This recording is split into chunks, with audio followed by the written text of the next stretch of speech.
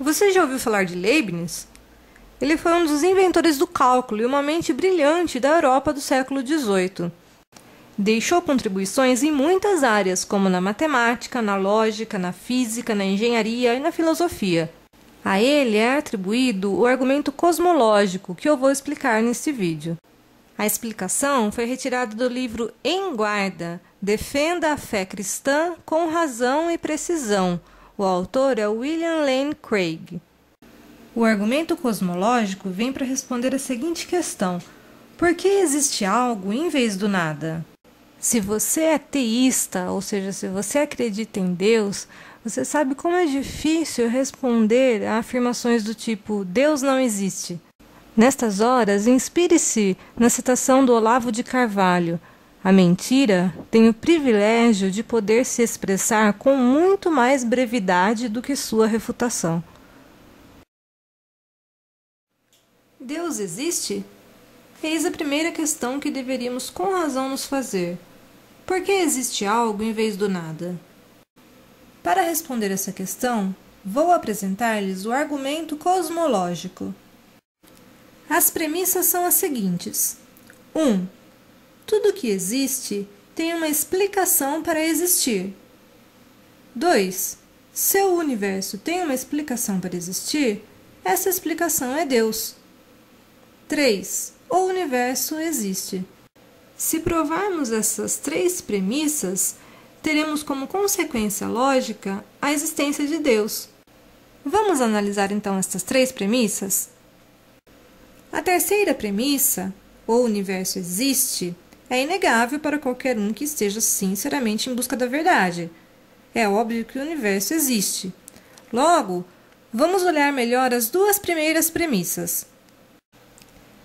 Alguém disposto a negar a primeira premissa pode dizer que, se você está me dizendo que Deus existe e que tudo que existe tem uma explicação para existir, logo Deus deve ter uma explicação para a sua existência. Mas uma explicação para a existência de Deus exigiria a existência de outro ser maior do que Deus. Uma vez que isso é impossível, pois logo esse outro ser é que seria Deus, então a primeira premissa deve ser falsa. Em outras palavras, algumas coisas devem ser capazes de existir sem que haja qualquer explicação para sua existência. Um cristão diria, ok, então Deus é quem existe de forma inexplicável. Mas um ateu diria, e por que não parar no universo? O universo simplesmente existe, sem que haja uma explicação para isso. E agora? Uma resposta a essa objeção é que certas coisas existem necessariamente. Ou seja, existem dois grupos de coisas. A, as que existem necessariamente, e B, as que são geradas por alguma causa externa. As coisas que existem necessariamente podem ser, por exemplo, números. Muitos matemáticos acreditam que os números, os conjuntos e alguns entes da matemática pertencem a essa classe de coisas, que não são causadas por nada. Elas simplesmente existem pela própria necessidade de sua natureza. E o grupo B, as coisas que têm sua existência causadas por outra, são todos os objetos físicos conhecidos, entre eles as pessoas, os planetas, as galáxias e assim por diante. Portanto, poderíamos estender essa primeira premissa reescrevendo-a da seguinte maneira: tudo que existe tem uma explicação para existir, seja essa explicação uma necessidade da própria natureza da coisa ou uma causa externa. Uma defesa da primeira premissa: tamanho não importa. Pense numa historinha. Suponha que você esteja atravessando uma floresta e se depare com uma bola translúcida bem no meio desta floresta. Sua reação natural seria se perguntar: como é que isso veio parar aqui? Se alguém estivesse com você, poderia dizer: ora, isso apenas existe. Não tem uma explicação. Não se preocupe com isso. Claro que ninguém levaria a sério a sugestão de que aquela bola existia e estava lá sem nenhuma explicação. Suponha que você aumente essa bola para o tamanho de um carro, ou então para o tamanho de uma casa, ou do planeta, ou aumente essa bola para o tamanho do universo inteiro. Da mesma forma, ela precisa de uma explicação para a sua existência.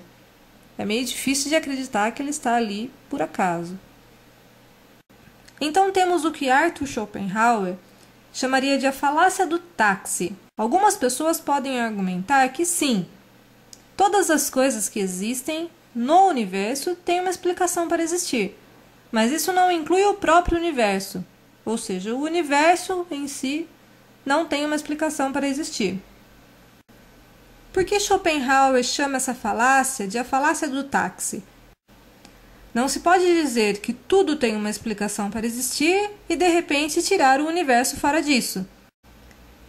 Seria uma arbitrariedade eleger o universo para ser exceção a essa regra. Não se pode dispensar a premissa assim como se dispensa um táxi depois de usá-lo. Uma outra falácia. É impossível que o universo tenha uma explicação. Algumas pessoas argumentam contra a primeira premissa que é impossível que o universo tenha uma explicação para a sua existência, já que essa explicação teria que estar num estado de coisas anterior ao próprio universo. E antes do próprio universo não existia nada. Portanto, o nada não pode explicar o surgimento de alguma coisa. Dessa forma, o universo somente existe de forma inexplicável, uma vez que o nada não pode ser a explicação de algo começar a existir. Por que isso é uma falácia? Porque ela assume que o universo seja tudo o que existe, ou seja, uma petição de princípio. Você está partindo já do pressuposto de que o ateísmo é verdadeiro, ou seja, de que antes do universo existir, de fato não existia nada. Então você já está partindo do pressuposto que o ateísmo é verdadeiro. Por isso ela é uma falácia e não refuta a primeira premissa. Recapitulando então a defesa da primeira premissa. Tudo o que existe tem uma explicação para existir. Uma objeção. Então Deus deve ter uma explicação para sua existência. A defesa é que não. Deus existe por uma necessidade de sua existência. Uma defesa da premissa. Este é um princípio autoevidente. E aí conta aquela historinha da bola translúcida no meio da floresta, que precisa de uma explicação. Aí uma objeção. O universo é uma exceção a esse princípio. A resposta, então, que é a falácia do táxi. Você não pode falar que tudo tem uma explicação para existir, menos o universo. Uma objeção. Mas é impossível o universo ter uma explicação, pois antes dele não havia nada, e o nada não pode ser explicação de algo.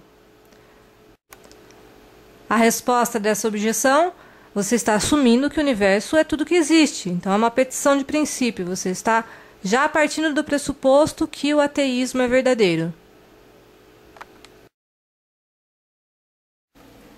Agora vamos passar então para a segunda premissa. Se o universo tem uma explicação para existir, essa explicação é Deus. Uma típica objeção a essa premissa é a seguinte: bom, se o ateísmo é verdadeiro, então o universo não tem uma explicação para existir. Essa é precisamente a resposta dos ateístas à primeira premissa. Mas essa sentença é logicamente equivalente a dizer o quê? Que se o universo tem uma explicação para existir, então o ateísmo não é verdadeiro. Então os enunciados A e B são logicamente equivalentes. E dois enunciados são logicamente equivalentes se for impossível um deles ser verdadeiro e o outro falso. Ou ambos são verdadeiros ou ambos são falsos. Portanto, não se pode afirmar A e negar B.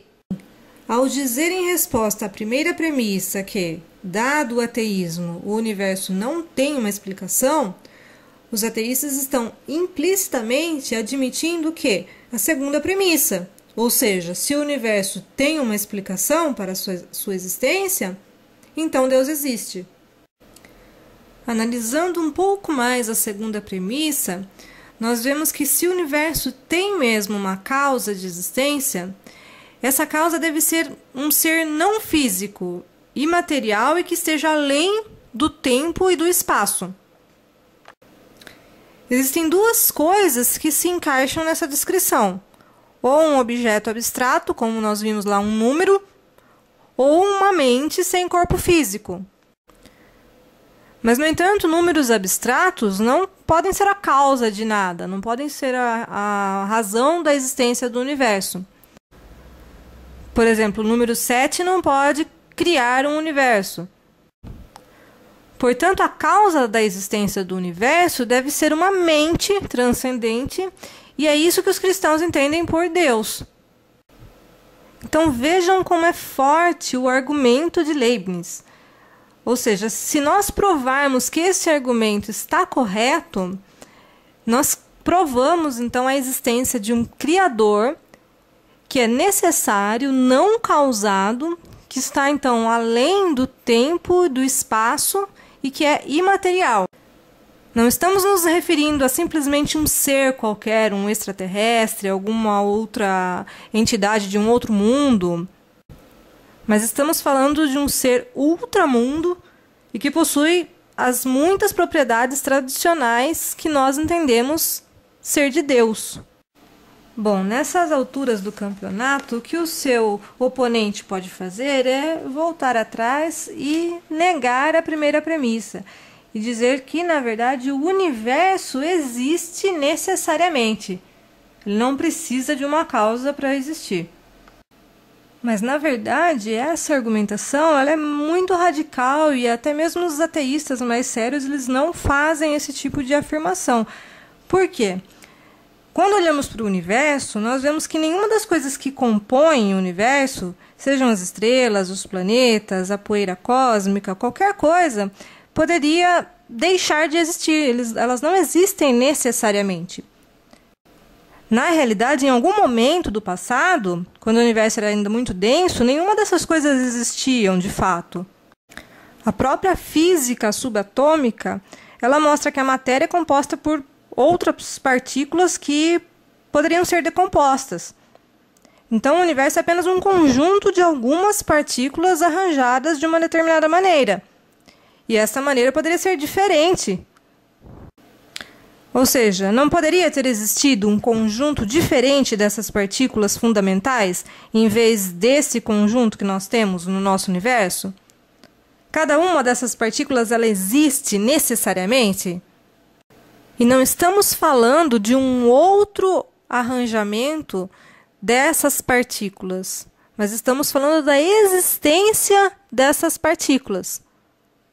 Então, daí a gente conclui o quê? Que o universo, tal qual nós o conhecemos, ele não existe necessariamente, porque ele poderia ter sido outro universo com uma outra configuração diferente, ou seja, não é necessário que o universo exista da maneira como ele existe.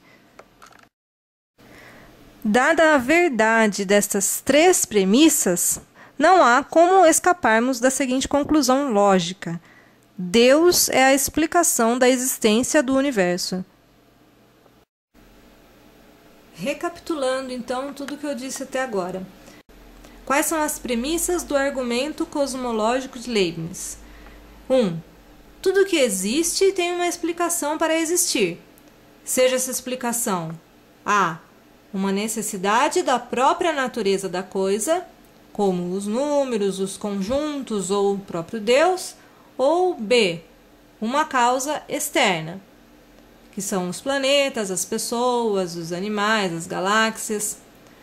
O universo está em qual categoria de coisas? Nós vimos que, então, o universo se encaixa na categoria B, né? Então, o universo ele é causado por alguma outra coisa. Por quê? Porque nós provamos, então, que o universo não existe necessariamente. Poderia haver outro universo, poderiam haver outras partículas elementares da matéria, ou seja, o universo não existe necessariamente. 2. Se o universo tem uma explicação para existir, essa explicação é Deus. 3. O universo existe. 4. O universo tem uma explicação para existir, portanto, 5. A explicação da existência do universo é Deus. E esse é, portanto, o argumento cosmológico de Leibniz.